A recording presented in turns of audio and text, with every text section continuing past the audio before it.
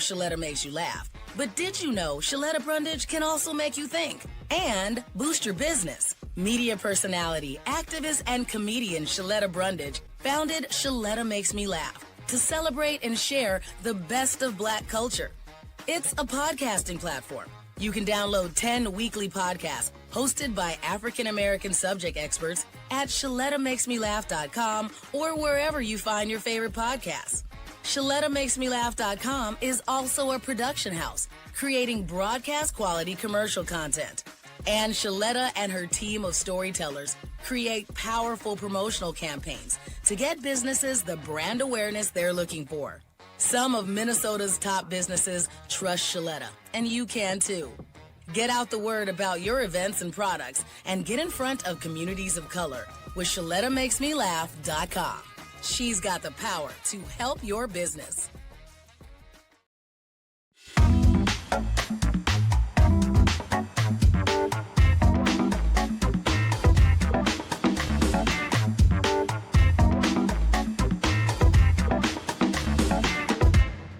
Hey, lovelies. Welcome back to Get Lean and Lit with Lindy. We are the podcast for women over 40 who are done with crash diets, done with the detox tea nonsense that you'll hear about, and basically done pretending that cottage cheese and sadness is a sustainable lifestyle. Okay? It's not. On this podcast, we're here to get healthy. We're here to get strong, leaner, energized, and basically to be happy, to have joy without losing our minds in the process. So that's our mission. So today's topic is something that we all need to understand and we need to embrace it. Today, I'm going to be talking about fiber. Yep, I did say fiber. I know it's not cool. It's not sexy. Nobody's walking around talking about, girl, what's your fiber routine? I get it. But candidly, fiber might be one of the most underrated nutrition tools for women over 40, period. And somewhere along the line, fiber got branded as this like dusty old topic reserved for prune juice commercials and pharmaceutical ads where people are smiling way too hard and holding twig-like cereal up. That's not what we're necessarily talking about. Fiber is significant. It affects a lot of things in your body and how it works. For example, it affects fat loss, blood sugar control, cholesterol levels, cravings, gut health, and fullness, your hormones, your energy, and your digestion, a lot of things. And frankly, some of us are really out here trying to only eat protein. I know I talk about protein all the time. We definitely need to eat protein, but not only protein, because our digestive systems are really kind of responding with confusion and sometimes retaliation because you got to balance out the protein. So today we're going to be talking about what fiber actually is, the different types of fiber that exist, and why fiber matters more as we age, how to use it correctly, and how to increase your fiber intake without feeling like a human balloon animal. Okay? Because I know we've all been there at some point or another. So let's get into it, lovelies. So what exactly is fiber? I like to start with the basics. First things first, fiber is a type of carbohydrate that your body does not fully digest. At the base level, that's what fiber is. Okay, before my low carb eating folks start clutching your pearls, let's agree that not all fiber is a villain. Okay. Fiber is found in vegetables, fruit, beans, oats, lentils, nuts, seeds, and whole grains. Fiber basically travels through your digestive system, doing all kinds of things that are useful along its path. So we can kind of, as an analogy, think of fiber like the responsible friend in your group chat. Fiber keeps things moving. It keeps things balanced. It helps clean up messes, and it stops chaos before it actually breaks out. So let's break it down even further. Let's go to Fiber 101 school. So there are two main types of fiber. The first type of fiber is called soluble fiber. Soluble. So soluble fiber dissolves in water and it forms a gel-like substance. It sounds kind of gross, but it's actually very helpful though. Soluble fiber has several benefits. For example, it will help you lower your cholesterol. If you have high cholesterol, it slows your digestion. It will stabilize blood sugar, and it actually keeps you fuller for longer. So, examples of insoluble fiber include oats, like oatmeal, all types of beans, chia seeds, flax seeds, apples in particular, lots of fruits, but apples are key, and psyllium husk. So those are the MVPs really. This is the fiber that is especially helpful for women dealing with insulin resistance, prediabetes, cholesterol issues, hunger swings. All of these things are prevalent once we enter perimenopause and menopause.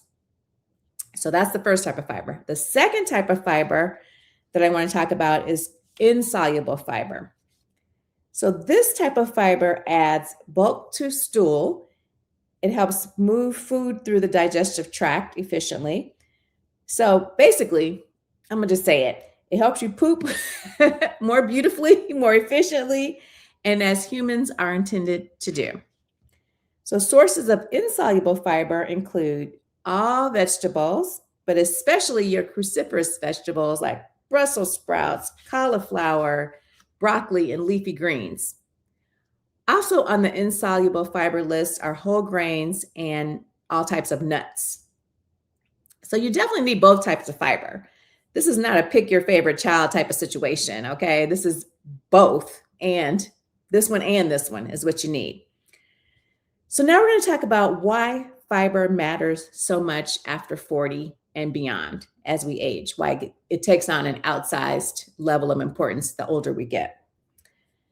So I'm going to talk about midlife metabolism, which I've talked about before, but it's very relevant to this conversation. It basically can be a crazy roller coaster, if we're being honest. Somewhere after 40, many women start to notice the hated, dreadful belly fat accumulation, which sucks, more cravings for stuff that's not good for you, junk foods, sweets, processed foods.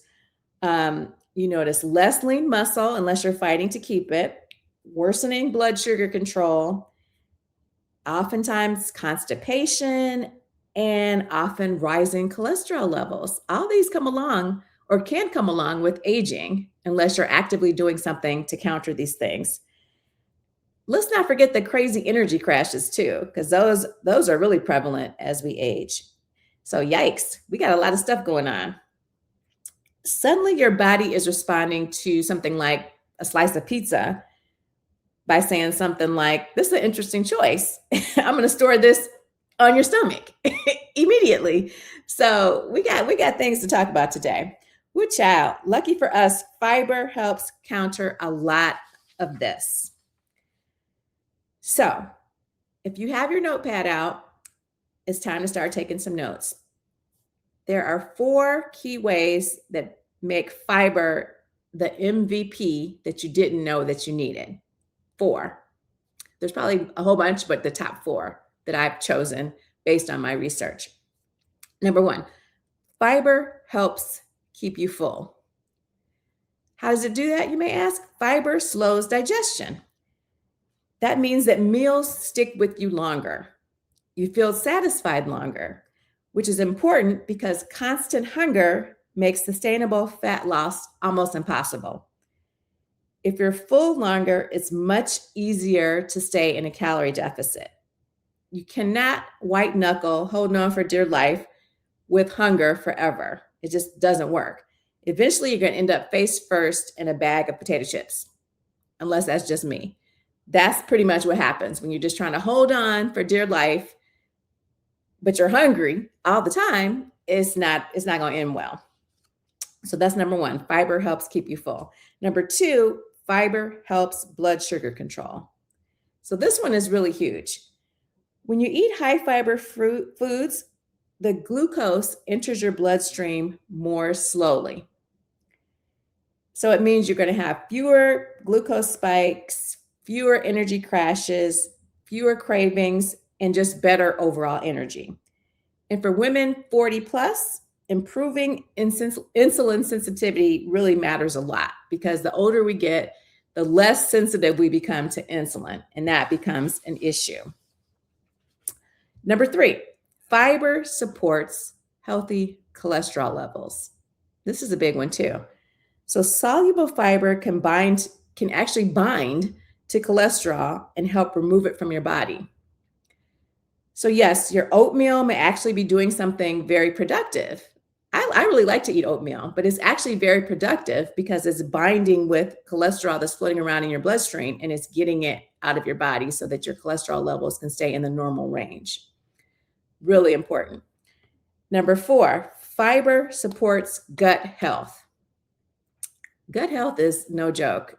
When you don't have it, okay, it's a problem. Fiber feeds beneficial gut bacteria. And we're learning more and more about how gut health influences inflammation. So if you tuned in last week, I had a whole podcast talking about inflammation because that's a huge topic right now. It also influences metabolism, immunity, mood, and even appetite regulation. So your gut is not just for digestion. We're learning so much more through science what your gut health really means in your life. Apparently, your gut wants to be involved in everything, every system pretty much in your body. How rude, right? I mean, really. But you have to get your gut health in check for a lot of the other systems to work optimally. So, okay, true story. You guys know I love to tell a story. True story is almost a decade ago for me, I went through a phase called, I'm going to call it my high protein, low common sense era. For real. I was determined to hit my daily protein goals no matter what, period. So I was eating protein bars, drinking protein shakes, eating a ton of chicken, eggs, Greek yogurt, and really to the exclusion of a lot of other foods that in retrospect, I should have been eating more of. And technically I was eating healthy, quote unquote, but let me tell you something. My digestive system was an absolute protest. Okay. It was not happy. I was feeling bloated. I was uncomfortable. And somehow I was still always hungry and very snacky. So to top it all off too, my energy was just weirdly inconsistent. It just wasn't a smooth energy ride for me at that time. So all of this caused me to do a deep dive into nutrition research, which I already loved to do anyway, but I was doing my N=1, me being the N=1 person in my study, and learned that I needed to take an honest look at my fiber intake. At the time, it was low. It was basically non-existent.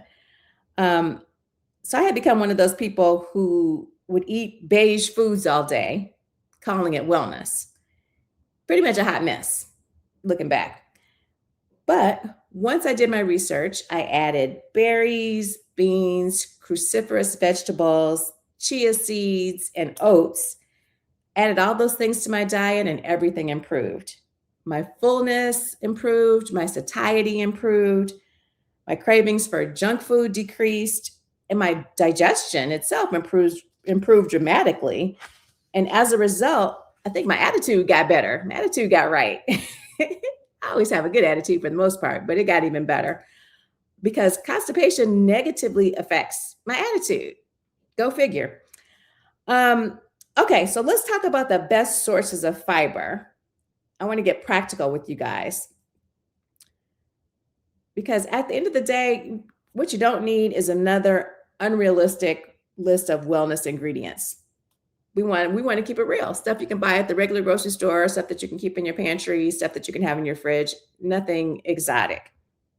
So in terms of great fiber foods, here are some of the heavy hitters that are in heavy rotation in my own personal nutrition plan. I'm going to start with chia seeds. These things are tiny and they're powerful. So much so that I dedicated an entire podcast to these chia seeds. They're amazing. The texture is a little suspicious, a little interesting, but they are loaded with soluble fiber. They're great if you mix them into yogurt, into smoothies, or into overnight oats. They're very flexible from that perspective. You can grind them and sprinkle them on top of salads and things like that. So they're really flexible, and they have a lot of fiber in them for the size. Next up are berries. So berries are amazing. Raspberries, especially, are fiber queens. These berries are low in sugar, much lower than a lot of different types of fruits. Personally, I eat blueberries every single day. I buy the frozen ones from Costco so that they don't go bad in my fridge. Frozen can sometimes be even better than fresh, actually, because frozen vegetables and fruits are picked at the height of their ripeness, and they could be even more at their peak and more preserved than the fresh ones that you can get, which may be older because they have to go through the process of being transported to the grocery store. You don't know how long they've been sitting on the shelf, that sort of thing. So frozen blueberries, any type of frozen mixed berries are great. Lots of fiber, and they taste good. They're usually pretty sweet. I like them. Next up are beans and lentils.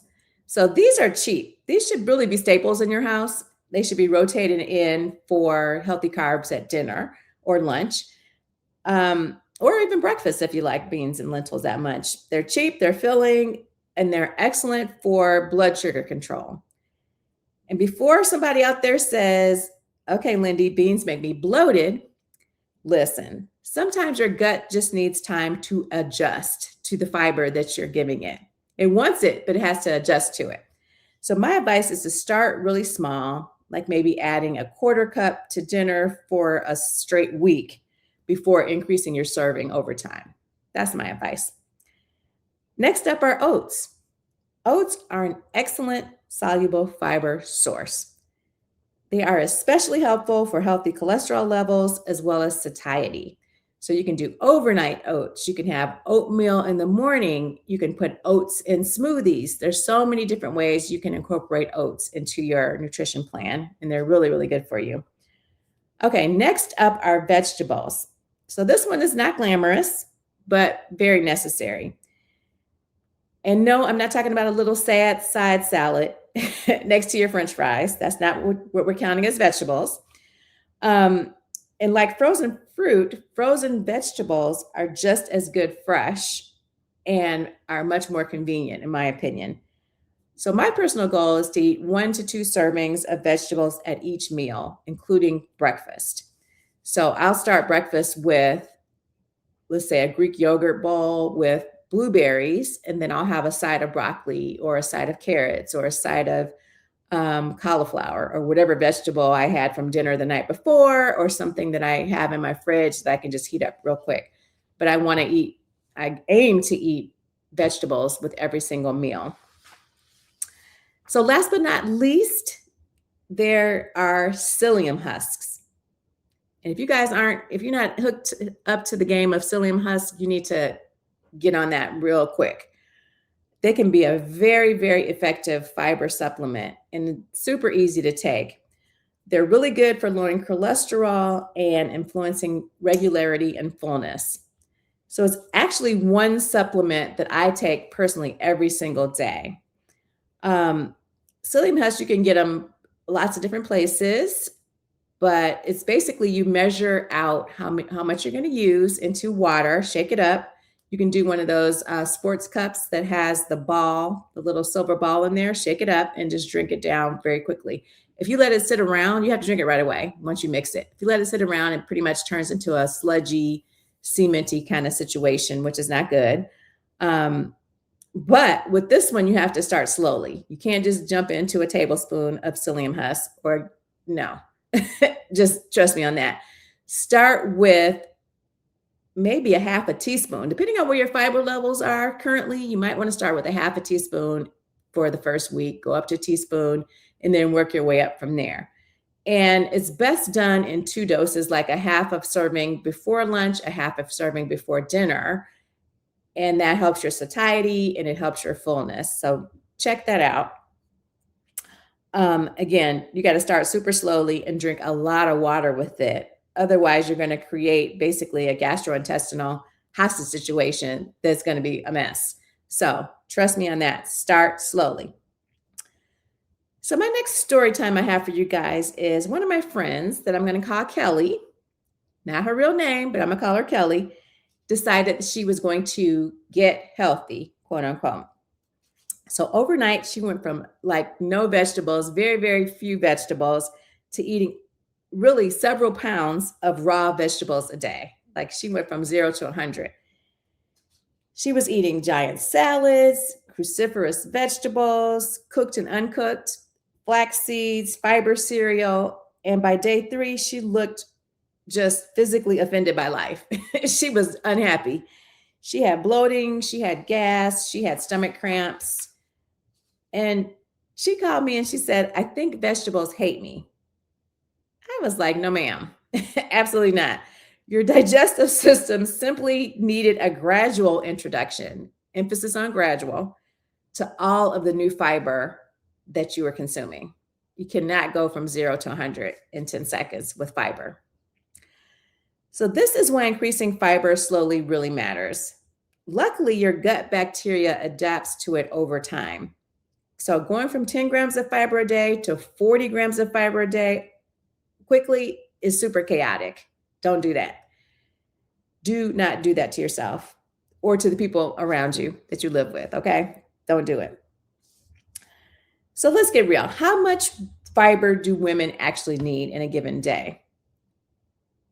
Scientifically, through studies, most women do best when they aim for roughly 25 to 35 grams of fiber per day, every day. Sadly, though, many women barely hit half of that on a daily basis. And here's the thing, if you focus only on protein and calories, fiber is the thing that usually gets ignored. So a simple strategy that you can actually follow is to ask yourself at every meal, where's the fiber? We already know we have to ask ourselves, where's the protein? That's the first thing you need to ask yourself. The second thing you should ask yourself is, where is the fiber? So it could be vegetables, it could be fruit, beans, oats, seeds, whatever you want it to be, but you need to find the fiber in your meals. Now, you don't need to be perfect because none of us are perfect, but you do need to be consistent. So consistently shoot for 25 to 35 grams of fiber every single day.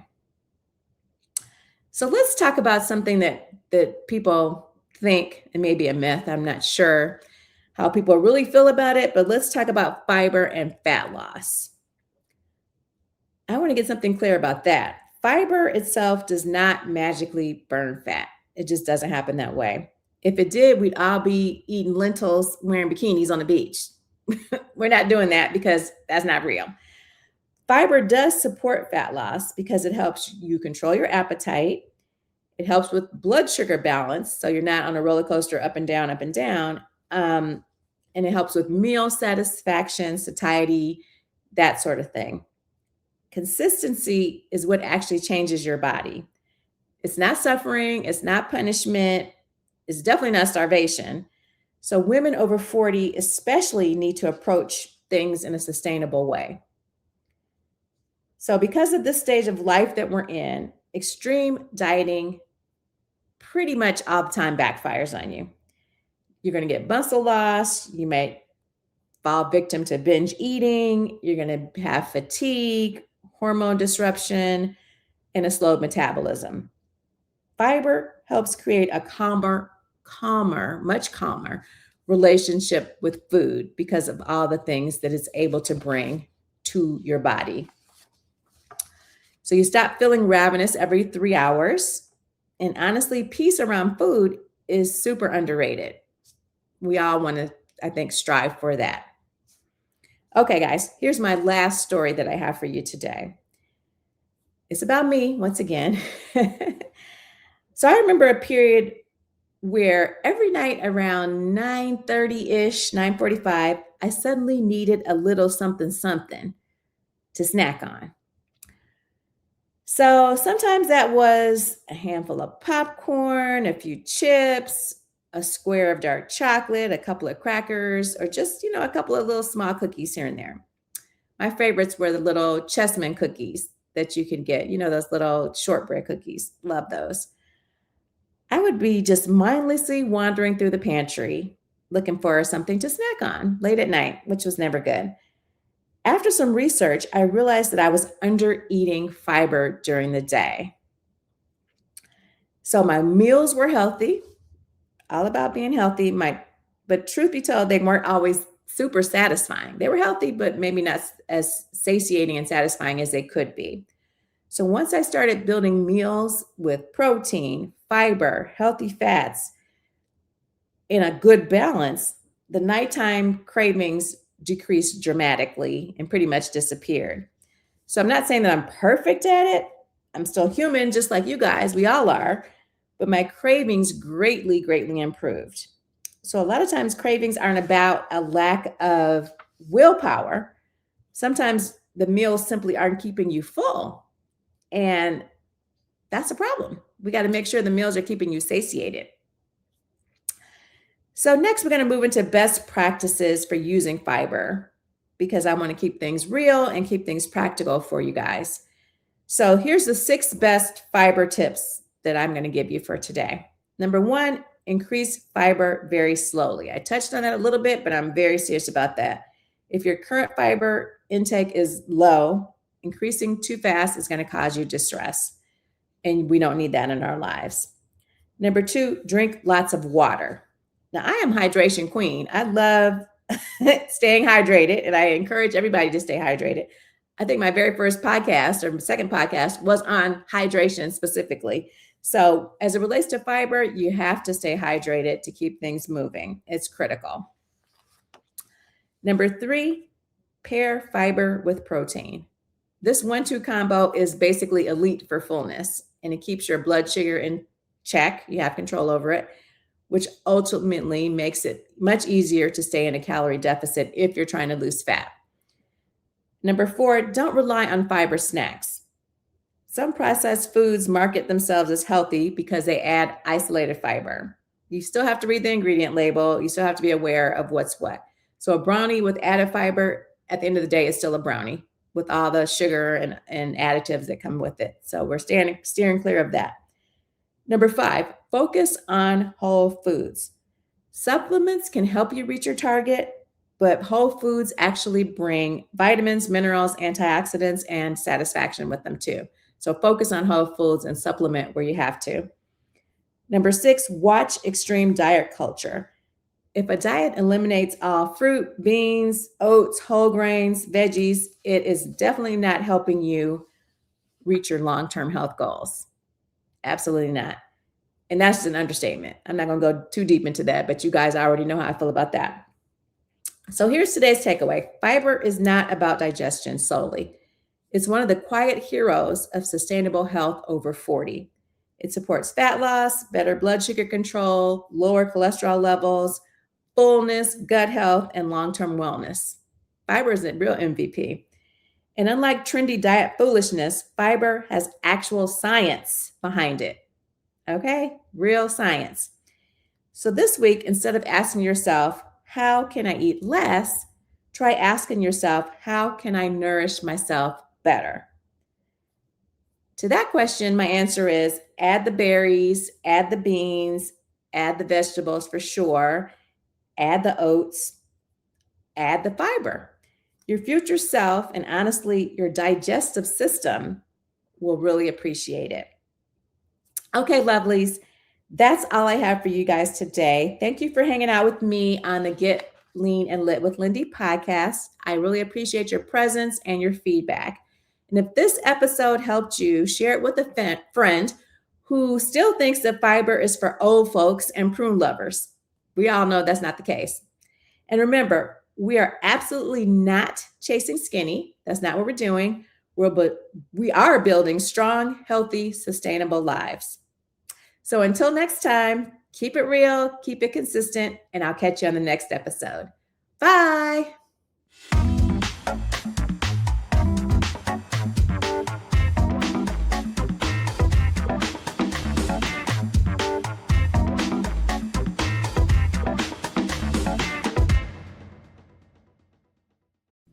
When she walked in on her first day at Doherty Family College at the University of St. Thomas, she didn't know a soul. I'm Zion, and I'm a second year at DFC. A year later, and so many changes for Zion. I love my friends here. I couldn't do anything without them. We support each other all the time. At Doherty Family College, Zion also finds support on the academic side. Like all DFC students, Zion can count on a team committed to her success. Doherty Family College is Minnesota's affordable private college option. DFC students earn their associate's degree and then can transition to a 4-year college or university for their bachelor's. Many are students of color or first in their family to go to college. It's nice to see people that look like you pursuing an education, wanting to succeed academically. Zion encourages any high school student looking for a college home to do what she did and apply to Doherty Family College. All the support you could need is here. Ready to make your move and experience Doherty Family College for yourself? Then schedule your visit to the Minneapolis campus at dfc.stthomas.edu/visit.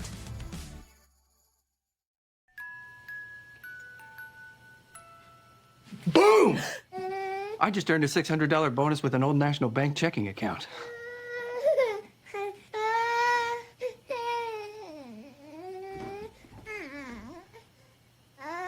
You got this.